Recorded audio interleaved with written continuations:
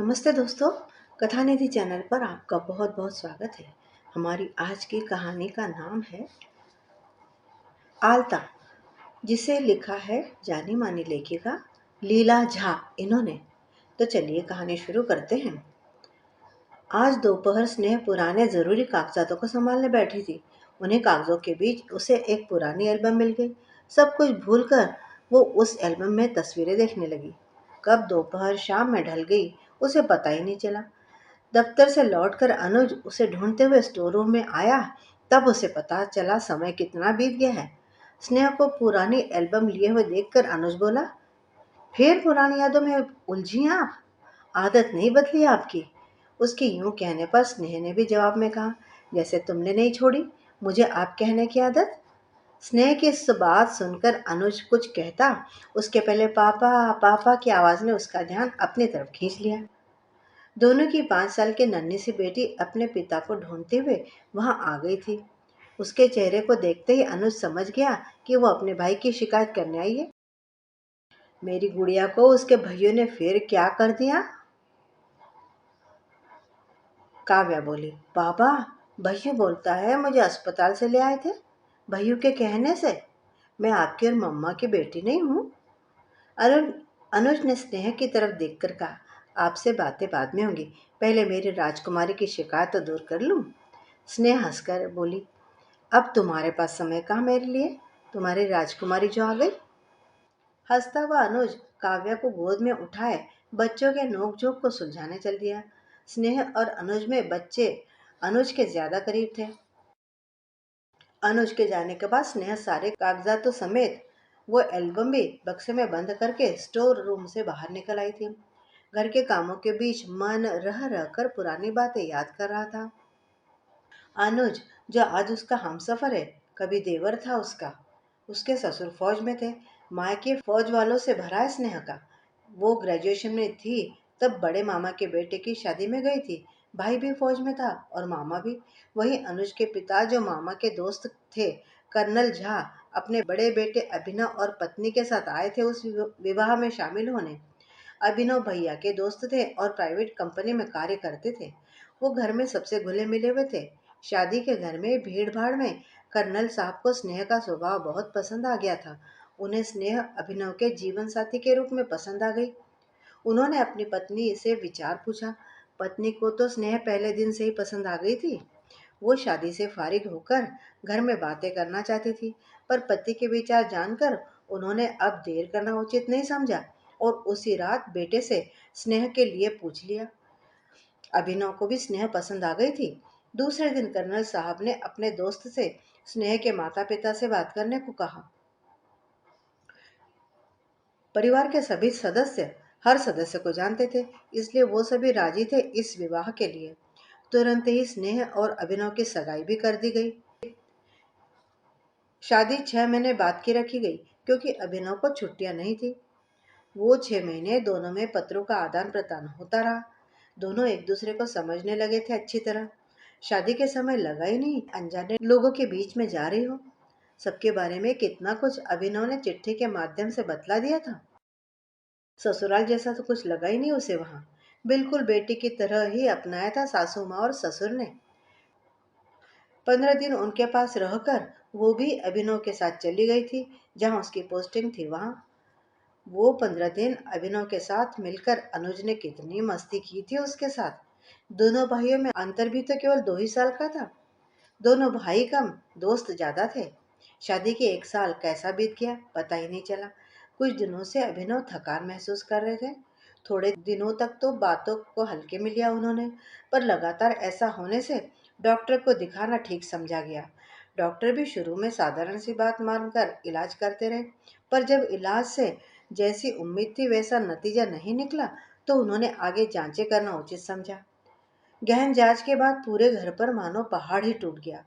अभिनव को रक्त कैंसर था, वो भी आखिरी दौर में। समय बहुत कम था उनके पास। बीमारी ने बहुत दबे पांव आकर दबोच लिया था अभिनव को। जान रहे थे सभी की जिंदगी की इस लड़ाई में वो हार जाएंगे, पर क्या जान लेने मात्र से कोई जीना छोड़ देता है? नहीं। अभिनव के परिवार ने भी यही किया। वो सभी उसके इलाज में लग गए। बम्बई के टाटा मेमोरियल में इलाज के लिए ले गए, किंतु काल के क्रूर हाथों ने अभिनव को डॉक्टर द्वारा दी गई समय सीमा तक भी नहीं रहने दिया। अभिनव की मृत्यु के बाद स्नेहा सास ससुर के साथ रहने लग गई थी। अभिनव के बीमार और इलाज के बीच उसने ध्यान नहीं दिया कि उसकी माहवारी नहीं हो रही है। उसके चक्कर आने को थकान और परेशानी ही कारण समझा सबने। पर अब उसकी गिरती सेहत को देखकर सास तुरंत ही डॉक्टर को दिखलाने ले गई उसे। डॉक्टर ने जांच के बाद बतलाया, स्नेह को 2 महीने के गर्भ है। एक तरफ से समाचार खुशी दे रहा था, तो साथ ही गम को भी ताज़ा कर गया था। सब सोच रहे थे, आज अनुभव होता तो कितनी खुशियां मनाते वो सब लोग। स्नेह कुछ दिनों से देख रही थी, हमेशा हंसते रहने वाले उसके पापा जब से उसके गर्भवती होने का सुना, तब से चुप चुप से रहने लगे हैं। वो हमेशा जैसे किसी चिंता में रहते हैं। कई बार उसने उन्हें अपनी तरफ देखते पाया है। उनकी आंखों में चिंता रहती थी, आंखों में उनके कई सवाल भी दिखते थे उसे। कई बार उसने पूछा भी, पर हर बार वो टाल जाते उसके सवालों को। माँ से भी कहा उसने, और अनुज से भी फोन पर बोली, अनुज, पापा की तबीयत कुछ ठीक नहीं लगती। मैं पूछती हूँ तो कुछ बतलाते नहीं। एक बार तुम आकर दिखला देती उन्हें, और उनके मन की बात भी जानने की कोशिश कर लेते। अच्छा भाभी, मैं अगले सप्ताह ही आ रहा हूँ। छुट्टी के लिए बात कर लिया है। आकर पापा का पूरा चेकअप भी करवा दूंगा और उन्हें समझाऊंगा भी। आप परेशान मत हो। चिंता हो रही थी उसे कि उन्हें ना कुछ हो जाए। अनुज ने कहा तो है अगले सप्ताह आने के लिए। पापा से बात करके उनकी पूरी जांच भी करवाएगा। इस बीच माँ भी पापा से बातें करके उनके मन की बात जानने की कोशिश कर रही थी। रात खाने पर उसने पापा से अनुज के आने की बात कही। सुनकर वो बोले, अच्छा है, आ जाए, मुझे कुछ जरूरी बात करनी है उससे। उनकी बात सुनकर स्नेह को कुछ आराम महसूस हुआ। सोचने लगी, चलो किसी से तो मन की बात करेंगे तो उनका दुख थोड़ा कम हो जाएगा। सब जानते हैं, घर में पापा अभिनव के ज्यादा करीब थे, इसलिए सब परेशान हो रहे थे उनकी चुप्पी पर। दूसरे दिन नाश्ते के पास सब बैठे थे, तभी स्नेह के मामा उससे मिलने आ गए।